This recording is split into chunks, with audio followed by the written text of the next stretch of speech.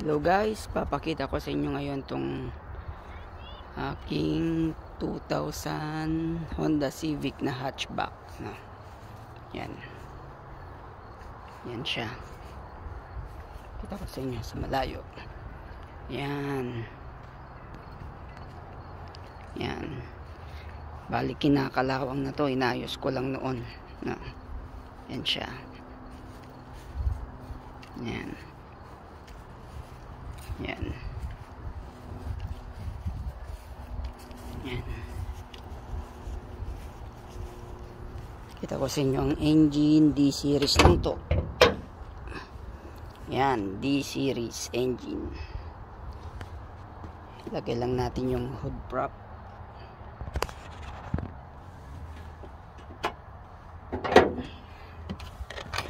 Yan, medyo matagal nang hindi nagamit kaya ganyan, puro alikabok kasi inayos kasi natin yung RDX, saka kailangan ko ng 4-door.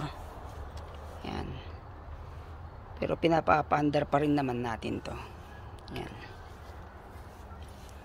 yan, puro alikabok na nga lang. Before mag winter gusto kong paandarin ulit to. Yan naman yung loob. Actually walang aircon to dati, nilagyan ko lang. Yan. Ito. Walang aircon yan dati, nilagyan ko lang siya ng aircon. Tapos kinonvert lang natin yung intake ng pang D16 Y8. Kasi ito is D16 Y7 lang siya na automatic transmission. Yan. Try nating pandarin, Yan.